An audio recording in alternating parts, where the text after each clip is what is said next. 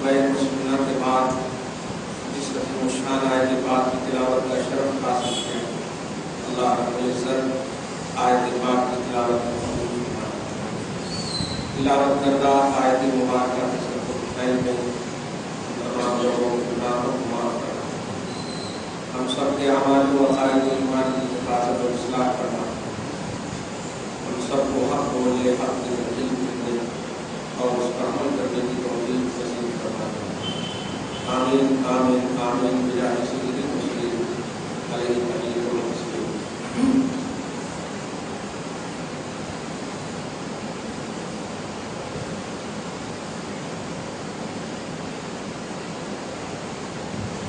آج کی عظیم الشان جمعہ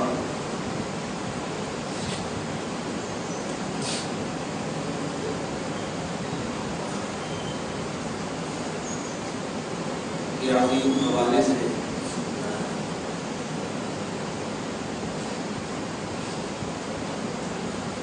ایمان، اسلام اور اعمال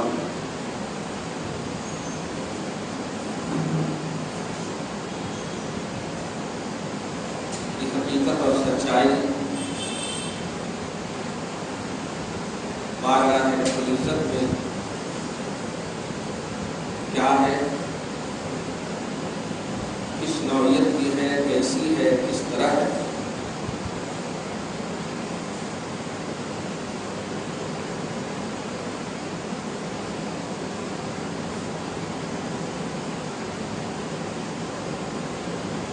پوری دنیا پر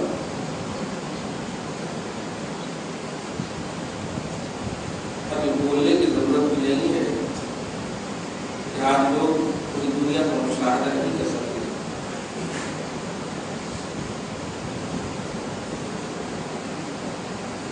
میڈیا کی دنیا نے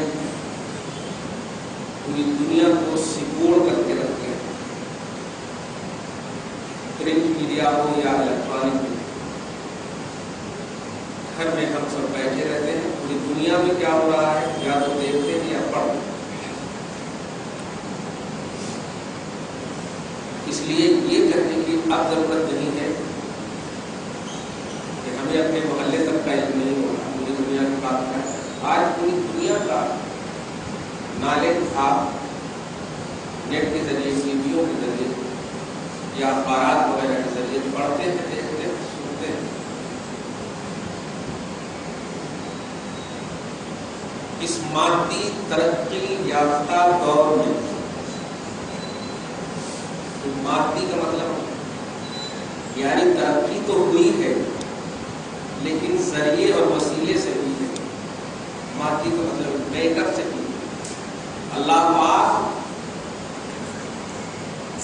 اس ذات کا نام ہے جو آپ ترقی فرماتا ہے، کسی ذریعے کا وہ محتاج ہے۔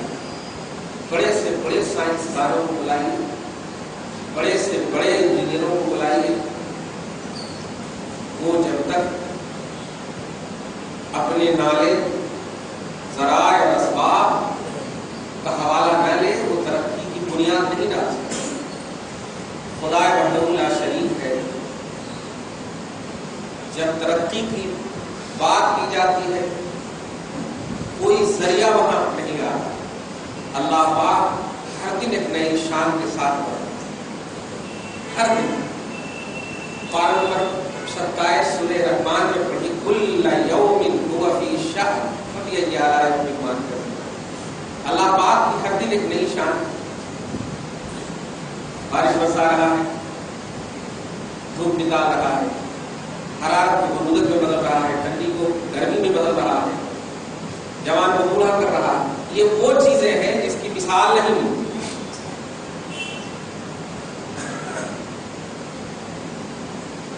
اللہ پاک ہمیں کامل اس رب کو ماننے والا بنائے۔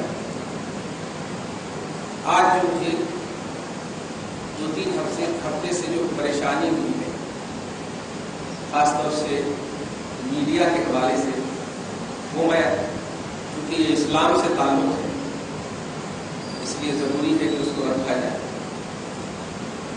حالانکہ ہر گفتگو میں اس بات کا ہم سب احساس کرتے کہ میرا مقصد ہے امت کے دلوں میں نبی کی محبت کو ڈال دیں، یہ مقصد ہے۔ اور ڈال دینا کیا پہلے تو مقصد ہے نبی کی محبت میں ہم سب مل کر جئیں، ایسا نہیں غلط ہے۔ اور یہ مقصد ہمارا نہیں ہے، یہ مقصد توحیدی مقصد ہے، رب العالمین کا مقصد ہے۔ چنانچہ ابھی ہم قرآن کی آیت کریمہ سے آپ کو بتائیں طبقاتی فکر میں اگر سنیں گے تو سمجھ میں بات نہیں آئے گی، توحید اور رسالت کے آئینے کو سنیے تو انشاءاللہ بات سمجھ میں آئے گی، اور نہ سمجھ میں آئے تو بار بار ایک جملہ کہتا ہوں کہ اللہ پاک نے سورہ نحل کی بات نمبر 14 کی آیت بلکہ سورہ یوسف کی آیت کریمہ ہے کہ ہم نے ہر جانکار سے ایک بڑا جانکار تیرے اوپر رکھا، وفوق کل ذی علم علیم، ہر علم والے سے بڑھ کر ایک علم والا رہتا ہے، جو رب کا فرمان ہے۔ تو دنیا کا کوئی انسان یہ نہیں کہہ سکتا کہ ہمارا نالج کمپلیٹ ہو گیا ہے، اب دی اینڈ، اب ہمارے اوپر کوئی علم نہیں ہے، ایسا نہیں ہے۔ تو وہ بات کہہ رہا ہوں جو بنیادی حیثیت رکھتی ہے ہمارے ایمان اور ہمارے عمل کی۔ یہ بات اگر سمجھ میں نہیں آئی تو دنیا کی کوئی طاقت ہے نہیں ہے کہ آپ کو ایمان اور عمل میں پرفیکٹ کر سکیں۔ یہ بات آپ کو سمجھنا ہے کہ ہم علم اور عمل میں بالکل انکمپلیٹ ہیں، بالکل انکمپلیٹ ہے، اس کا یقین رکھنا ہے اور کرتے چلے جانا ہے۔ کہ آپ کو تاریخ کا وہ نمایاں باب یاد نہیں ہے، عبد القادر سے حاطف غیبی سے جو آواز آئی تھی، عبد القادر نے کہا تھا مولا میں نے اپنی ماں کو یا میں نے ان سے ریلیٹڈ کسی ولی کا، اب اس میں خیالی بات نہیں ہے کیونکہ ایمان سے تعلق رکھتا ہے، 7 مرتبہ کاندھے پر پیدل حج کرانے والا وہ ولی جب رب سے پوچھتا ہے کیا میں نے اپنی ماں کا حق ادا کر دیا، تو رب سے آواز آئی، غیب سے آواز آئی جب ماں کے حمل میں تو تھا اور پہلے مہینے کے پہلے گھنٹے کے پہلے سیکنڈ میں جو درد ہوا تھا اس کا حق ادا نہیں کر، تو پھر کیا اللہ پاک نے کہا بس کرتا چلا جا خدمت، اسی میں تیرا دی اینڈ ہو جائے اور امید رکھ کے اللہ بخش دے۔ دیکھا تو انسان جتنا اپنے آپ کو کرنے کے بعد انکمپلیٹ سمجھتا ہے، رب کمپلیٹ کرتا چلا جاتا ہے۔ ہاں، تواضع اسی کا نام ہے، رجوع اسی کا نام ہے، جھکنا اسی کا نام ہے، اور رب کو یہ بہت پسند ہے۔ ظاہر ہے جو رب کو پسند ہو وہ بندہ کیسے نہیں کر سکتا، جو رب کو پسند ہو وہی تو بندہ کرے گا۔ کوئی بھی طبقہ، کوئی بھی جماعتی انسان یہ کہہ ہی نہیں سکتا کہ مجھے یہ نہیں چاہیے کہ میرے کو رب پسند کر لے۔ ہر ایک شخص کا یہی عقیدہ اور تصور ہے کہ مجھے رب پسند کر لے، رب مجھے محبوب بنا لے، اس میں کسی کا اختلاف نہیں ہے، باقی کوئی کرے یا نہ کرے یہ کہہ سکتا ہے انسان، لیکن رب کی محبوبیت سب چاہتا ہے، رب کی محبت سب چاہتا ہے۔ بس اسی پیمانے کو سمجھنا ہے، اور خدا را ضد چھوڑیے، ہٹ دھرمی چھوڑیے، غرور چھوڑیے، تکبر چھوڑیے، گھمنڈ چھوڑیے، اس لیے کہ یہ سب شرک کی قسمیں، یہ سب شرک کے دلدل میں آپ کو ڈال دے گا۔ سورہ حشر کی پارہ نمبر 28 کی آیت کریمہ میں اللہ سبحانہ نے اپنی شان بیان کیا ہے، المتکبر، المتکبر، یعنی اللہ وہ ذات ہے جو کبریائی اور بڑائی کا حامل ہے۔ متکبر وہی ہے، تمام تر بڑائی اللہ رب العزت کی، لہذا جو کوئی بھی متکبر ہے، گھمنڈ کرتا ہے، غرور کرتا ہے، وہ اللہ کی اس صفت میں شریک ہوتا ہے، شرک ہے۔ اس لیے اور وہ بھی مطلب یہ کہ اس اعتبار سے گھمنڈ کرنا کہ نہیں وہ ناحق ہے، میں بول رہا ہوں یہ صحیح ہے، ایسا تو اور بھی نہیں، یہ تو اور بھی بہت بڑی غلطی ہے۔ علم اور عمل اور ایمان یعنی اسلام اور ایمان کی دنیا میں اگر ایسا کوئی سمجھتا ہے تو یہ اور بڑی غلطی ہے، اور بھی بہت بڑی غلطی ہے۔ کہ میں وہ بات بتا رہا ہوں جو ہمارے ابھی فیس بک اور ٹویٹر اور گوگل وغیرہ پر کمنٹ کی شکل میں آیا، اس کو میں بتا رہا ہوں، یہ حالانکہ میں اس کو واضح اخیر میں کرتا ہوں، درود شریف پڑھیں، اللہم صلی علی محمد وعلی آل محمد وبارک وسلم، تاکہ سب لوگ سن لیں۔ صلاۃ و سلام علیک یا حبیبی یا سیدی یا رسول اللہ۔ اور دیکھیے گا نیڈ آف دی اوور، یہ میرا نعرہ، وقت کی ضرورت، یہ میرا نعرہ کہ اللہ رسول کا نعرہ، قرآن اور حدیث کا نعرہ ہے کہ آپ کو سر درد کی گولی کی ضرورت ہے تو پاؤں درد کی کیوں دے رہے ہیں؟ یہ آج آپ کو ہم کو سمجھنا ہے، ہم کو بڑوں سے کوئی خطرہ نہیں، بزرگوں سے کوئی خطرہ نہیں ہے، اس لیے کہ وہ جس ٹاپک پر ہے اب دی اینڈ انہیں پر ہونا ہے، لیکن نسلوں سے ہمیں یقیناً خطرہ ہے، اس لیے نسلوں کی بقا چاہتے ہو کہ 10 انگلی اٹھا کر تیری اولاد تیرے لیے دعا کرے، ایسی بنی رہے۔ رسول پاک نے ولد صالح کی ایک مثال پیش فرمائی ہے کہ ولد صالح وہ ہے جو اپنے ماں باپ کے لیے دعائیں مغفرت کرتا۔ ولد صالح یدعو لہ، یہ جملہ کہ ولد صالح اسے کہتے ہیں جو دعا کرتا ہو۔ آج کی اولاد انگلی اٹھا رہی ہے اپنے ماں باپ کی، کیا کیا میرے لیے آپ نے، اس طرح بولتی، کیا کیا میرے لیے آپ نے، میں سب کچھ کیا ہوں، میں یہ زمین خریدا ہوں، میں پیسہ بھیجا تھا تو وہ خریدا تھا آپ نے، میں نہیں پیارے، یہ تیرے کو میں کا حق کس نے دیا ہے؟ اگر دیا ہے کوئی حق تجھے تو بس تو دنیا کے کسی خطے میں رہے، اولاد اپنے ماں باپ کے لیے دعا کرتا ہے، بس اپنی حق مت جمع، لیکن یہ آج ایسا کیوں ہو رہا ہے؟ اس کی وجہ صرف یہی ہے کہ ہم نے بیس صحیح نہیں دیا، ہم نے بنیاد صحیح نہیں دیا ہے۔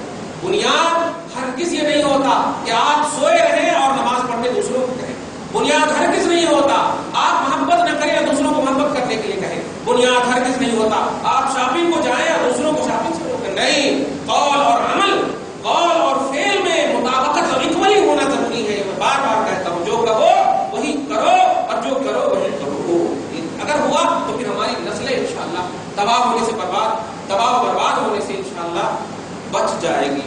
اللہ پاک محفوظ و معمون فرمائے، بس ہمیں نسلوں سے خطرہ ہے، اسی لیے صحابہ کرام کو سامنے رکھ کر رسول پاک نے، بخاری کی حدیث ہے۔ اچھا ایک سوال بھی آیا تھا، اگر وہ آ گئے تو جواب بھی سنیں۔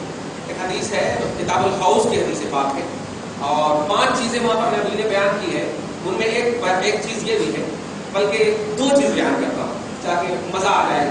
ایک چیز یہ ہے کہ عرفات کے میدان میں میرے آقا علیہ الصلوۃ والسلام تشریف فرما ہے اور صحابہ کرام سے اتمام حجت کے طور پر وعدہ لے رہے ہیں کہ میں نے تجھ تک اللہ کے احکام پہنچا دیے۔ سب سارے صحابہ نے کہا ہاں یا رسول اللہ، ہاں یا رسول اللہ، یقیناً آپ نے پہنچا دیا۔ تو آپ نے کہا ٹھیک ہے، گواہ رہنا، میں نے پہنچا دیا۔ اسی سلسلۃ الظہر کی ایک بات اور تھی کہ سنو، میں یہاں پر سے اپنے اس حوض کو دیکھ رہا ہوں جہاں میرے گنہگار امتی مجھ سے ملاقات کریں گے، میں یہاں پر کھڑے ہو کر کے اپنے حوض کو دیکھ رہا ہوں۔ جانتے ہیں یہ حوض کا تعلق جو ہے، یہ حوض کا تعلق غیب سے ہے، انتقال کے بعد میدان محشر میں یہ حوض وغیرہ کا مسئلہ آنے والا ہے۔ نبی ظاہری طور پر ہی کہہ رہے ہیں کہ میں دیکھ رہا ہوں، سبحان اللہ، یہ آپ کے ایمان کا مسئلہ ہے، آپ کے نبی کا مسئلہ ہے، یہ میرا مسئلہ نہیں ہے۔ آپ خدا کی قسم کچھ مت کہو ہمیں، کچھ مت بولو ہمیں، مت ریسیو کرو، مت قبول کرو، کسی بھی زاویے سے مت قبول کرو، لیکن نبی کے معاملے میں کمپرمائز مت کرنا، نبی کی محبت اور ایمان کے معاملے میں کمپرمائز کرنا، وہی ہر جگہ تمہارے لیے ہے، وہی ہر مقام میں تمہارے لیے ہے۔ توجہ دیجیے گا، اسی میں سے ایک بات یہ بھی ہے، حالانکہ صحابہ کرام سامنے ہیں، لیکن چونکہ جتنی بھی شریعت کے پہلو ہیں، اعمال، اشکال، جو کچھ بھی ہمیں ملے ہیں، پہلے راؤنڈ میں تو صحابہ ہی کو ملے ہیں نا۔ نماز ملا صحابہ پڑھے، زکات صحابہ، حج صحابہ، سب سے پہلا راؤنڈ تو وہی ہے۔ تو صحابہ کو سامنے رکھ کر ارشاد فرماتے ہیں، اے میرے صحابیوں سنو، یہ اس لیے بھی بول رہا ہوں، میں رکھ کر بول رہا ہوں، یہ اس لیے کہ کچھ لوگ اس حدیث پاک کو صحابہ کے لیے خاص فرماتے ہیں، غلط ہے، اس لیے کہ اعمال یا احکام یا وارننگ یا تنبیہ جو کچھ بھی ہوتی ہے، یہ سب قیامت تک کے لوگوں کے لیے ہوا کرتی ہے، اس لیے دھیان دیجیے گا۔ صحابہ تو پہلے راؤنڈ کے ہیں، ہر عمل، ہر حکم مصطفیٰ کے پہلے راؤنڈ کے ہیں۔ تو آقا فرماتے ہیں، میرے صحابیوں سنو، تیرے اوپر مجھے اس بات کا خوف نہیں ہے کہ میرے بعد شرک میں مبتلا ہو جاؤ گے، مجھے اس بات کا خوف ہے کہ تم دنیا میں مگن ہو جاؤ، تم دنیا میں مگن ہو جاؤ گے۔ ایک بھی صحابی کو خدا کی قسم آپ دکھا نہیں سکتے کہ میرے آقا علیہ الصلوۃ والسلام کے اس فرمان کے مطابق کوئی بھی صحابی دنیا دار ہوا ہوگا۔ جب ایک بھی صحابی دنیا دار نہیں تو اب ماننا پڑے گا کہ نبی نے صحابی کو سامنے ضرور رکھا ہے، لیکن مراد ہم سب کو لیا ہے، مراد قیامت تک کے لوگوں کو لیا ہے۔ اس لیے بول رہا ہوں کہ یوٹیوب پر بات کا خوف نہیں کہ تم شرک میں مبتلا ہو جاؤ گے. اور یہ ٹکڑا پیش کر کے بولتے ہیں یہ صحابہ کرام کے لیے خاص ہے، یعنی صحابہ کرام شرک میں مبتلا نہیں ہوں گے. نہیں پیارے، حدیث پاک میں وہی ایک اور ٹکڑا ہے وہیں پر کہ تم شرک میں مبتلا نہیں ہوگے. یہ تو مجھے خوف نہیں ہے، لیکن تم دنیا میں مگن ہو جاؤ گے، اس کا مجھے ضرور خوف ہے، اس کا مجھے ضرور خوف ہے. تو اس حدیث پاک کی عمومیت نے بتا دیا کہ دنیا دار صحابہ کرام جب نہیں ہیں تو حدیث پاک کے ایک ٹکڑے کو صحابہ کے لیے خاص کرنا یہ حدیث کے ساتھ ناانصافی ہے، یہ حدیث کے ساتھ بہت بڑی ناانصافی ہے. درود شریف پڑھیں، اللہم صلی علی محمد وعلی آل محمد وبارک وسلم. یہ بہت دن سے میں اس کا جواب دینے جا رہا ہوں، آپ جواب دے لیجیے، یہ لکھ کے چلا جائے گا انشاءاللہ کہ یہ حدیث صحابہ کے لیے خاص نہیں ہے. کوئی دبئی سے ہمارے بھائی سوال کیے تھے، نہیں لوگ بول رہے صحابہ کے لیے خاص ہے، صحابہ شرک میں مبتلا نہیں ہو سکتے، صحابہ شرک میں مبتلا بے شک نہیں ہو سکتے، لیکن اس کو صحابہ کے ساتھ خاص مت کرو،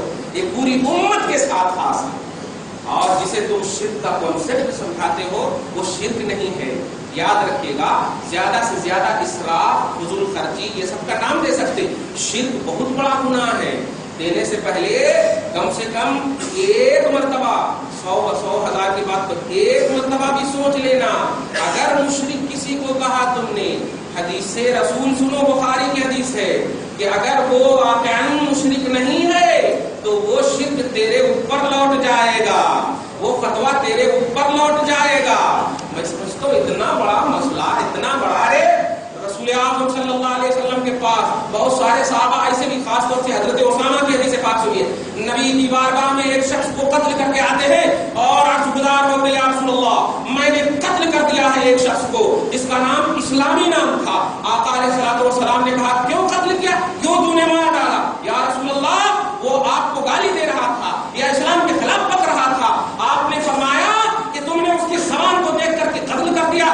کیا حلا شققت قلبہ، کیا تو نے اس کا دل پھاڑ کر کے دیکھا تھا؟ کیا تو نے اس کا دل پھاڑ کر کے دیکھا تھا؟ یہ ہے تصور فتویٰ، یہ ہے افتاء اور فتویٰ دینے کا تصور. رسول اعظم صلی اللہ علیہ وسلم کی امتیوں سمجھو، صحابہ کرام کو اتنی جلدی تم شرک کے دلدل میں پھنسا دیتے ہو، بدعت کے دلدل میں پھنسا دیتے ہو. نہیں، اپنی زبان کو لگام دو اور کسی کے اوپر فتویٰ دینے سے پہلے اب تمہیں فتویٰ دینے کا حق کس نے دیا؟ فتویٰ دینے کا حق کس نے دیا؟ الحمدو کی الف کا معنی معلوم نہیں ہے اور فتویٰ دینے چلے. حدیث رسول کے ہا کا کانسیپٹ معلوم نہیں ہے اور فتویٰ دینے چلے. خبردار خبردار. سنو سورہ بنی اسرائیل کے آیت کریمہ آیت نمبر 36 میں اللہ سبحانہ فرماتا ہے، سورہ اسراء یعنی بنی اسرائیل پارہ نمبر 15 میں، لا تقف ما لیس لک بہ علم. خبردار خبردار، جس کا تمہیں پورا ڈیٹیل کے ساتھ علم نہ ہو اس کے پیچھے مت پڑو. ان السمع والبصر والفؤاد کل اولئک کان عنہ مسئولا. تمہارے کان، تمہاری آنکھ، تمہاری زبان، تمہارے دل، سب کا ایک ایک کر کے اللہ پاک حساب لینے والا، ایک ایک کر کے حساب لینے والا ہے. سمجھا کیا ہے تم نے؟ خبردار خبردار. تمہیں معلوم نہیں تو پہلے معلوم کرو. یہ کتے والی دنیا ختم کرو، ایسا کتے ویسا کتے. خبردار خبردار، نہیں معلوم ہے. وفوق کل ذی علم علیم، ہر علم والے سے ایک علم والا اوپر موجود رہتا ہے، بڑا علم والا موجود رہتا ہے. دیہن مت کرو امت کے بزرگوں اور امت کے نوجوانوں، اسے جذبات کا نام مت دینا. یہی حقیقت ہے، یہی سچائی ہے. اگر اس سے روگردانی کیے تو ہمارا کچھ نہیں ہوگا.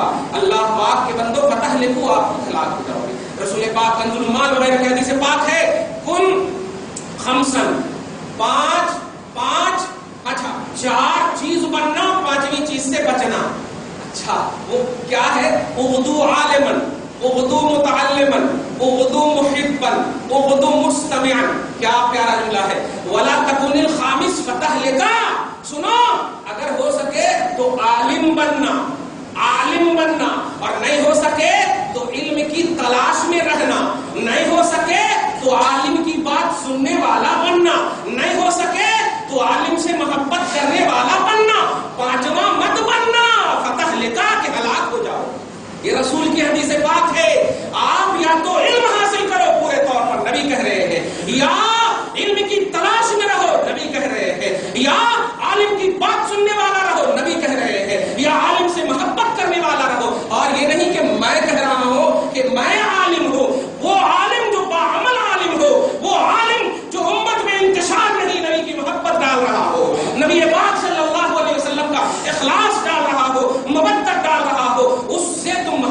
کرنے والا، پانچواں مت بننا، پانچواں وہی کف دلیلی کرنے والا، ایسا کہتے ویسا کہتے، یہ کیسے ہوتا جی وہ کیسے ہوتا جی، یہ حدیث پاک میں ہے، امام کی بات کیوں مانتے ہیں، ہم حدیث کی بات مانتے ہیں۔ 1400 برس کے بعد آنے والی نسلوں، تمہیں تمہارا وجود یہ مستعار وجود ہے، تم تو خود ڈائریکٹ نہیں آئے ہو۔ قرآن کیسے تم ڈائریکٹ سمجھو گے، حدیث کیسے ڈائریکٹ سمجھو گے؟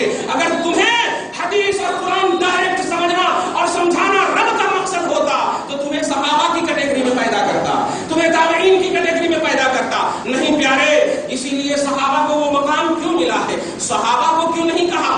تیرے ایمان کی جب تعریف کیا تو تعریف کیا صحابہ کے سامنے، لیکن جب آئیڈیل کا مسئلہ آیا، آئیڈیل بنانے کا مسئلہ آیا تو کہا اے قیامت تک کے لوگوں سنو، یہ صحابہ تمہارے ایمان کے آئیڈیل ہے، یہ صحابہ تمہارے ایمان کے آئیڈیل ہے۔ بتائیے آپ نے سمجھا کیا ہے؟ اور امت کو اب دیکھیے نا، امام شافعی سن 2 سنچری کے، امام اعظم 1 سنچری کے، امام مالک، امام احمد بن حنبل، یہ سب حضرات قرب اہل مصطفیٰ کے، اللہ نبی پاک کے زمانے کے اتنا قریب کہ واسطہ نبوت کا جو فیض ہے وہ ایک ہے یا دو ہے، بس ایک واسطے سے، یعنی امام اعظم کو ایک واسطے سے، امام شافعی کو 2 واسطے سے، امام احمد یا امام مالک کو یہی 2 واسطے سے، یہ سب ایک واسطہ 2 واسطہ، ہمیں تو 1400 برس کا واسطہ، 1400 برس کے واسطے سے ہمیں نبی کا فیض ملنے والا ہے۔ آپ کیسے ان کے برابر ہو سکتے، کیسے ان کے مقام اور ان کے مرتبہ علمی کا آپ اندازہ لگا سکتے؟ نہیں لگا سکتے۔ ایک چھوٹی سی بات ہے، ایک شاگرد ہے جو صبح و شام میرے پاس رکھتا ہے، اور ایک شخص ہے جو سال میں ایک مرتبہ وہ بھی سلام کلام سے کرتا ہے۔ آپ ذرا دونوں کو کھڑا کیجئے اور تیسرے شخص سے انٹروڈکشن کروائیے کہ بتاؤ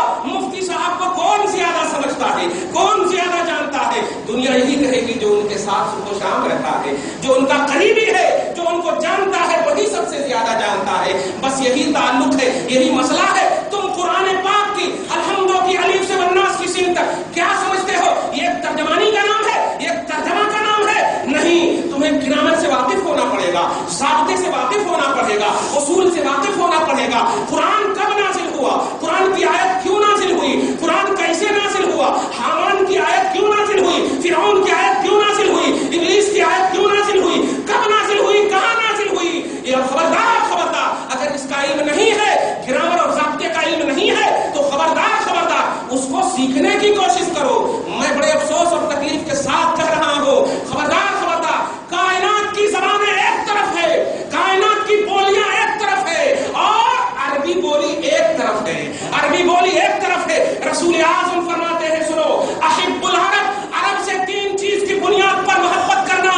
سب سے پہلی بنیاد یہ ہے کہ میں عربی ہوں اس لیے محبت کرنا، اور دوسری بنیاد یہ ہے وَكَلَامُ أَهْلِ الْجَنَّةِ عَرَبِيٌّ، اور قرآن عربی، قرآن عربی میں ہے اس لیے محبت کرنا، جنت کی زبان عربی میں ہے اس لیے محبت کرنا۔ پیارے، اگر زبانیات کو رب کی بارگاہ میں مقبولیت ہے تو وہ صرف عربی زبان ہے، وہ صرف عربی زبان ہے۔ اگر اسے سمجھنے کی کوشش کرو تو یہ تو وہ تمہاری عظمت ہوگی، تمہارے لیے ہدایت ہوگی، بجائے اس کے کہ انگلش ہے، تیلگو ہے، ہندی ہے، سنسکرت ہے، یہ سب کو لا کر کے اب قرآن کو نگلیکٹ کیا جا رہا ہے، اور وہ بھی ترجمہ کی بنیاد پر۔ ہاں، پر نمبر اس میں ہے، کیسے سمجھے؟ ہاں، وہ انگلش کا قرآن تھا ہمارے پاس، وہ ہندی کا قرآن تھا ہمارے پاس۔ نہیں، میں نے ہمیشہ کہا ہے، ترجمہ غلط ہو سکتا ہے، قرآن غلط نہیں ہو سکتا ہے، حدیث کا ترجمہ غلط ہو سکتا ہے، حدیث غلط نہیں ہو سکتی ہے۔ ایک چھوٹی سی مثال آپ کو بتاؤں کہ اب لا الہ الا اللہ محمد رسول اللہ، اب یہ 2-3 دن سے یہ بات بحث میں کر رہا ہوں، توجہ دیجیے گا، میں 4-5 آیت پڑھنا ہے۔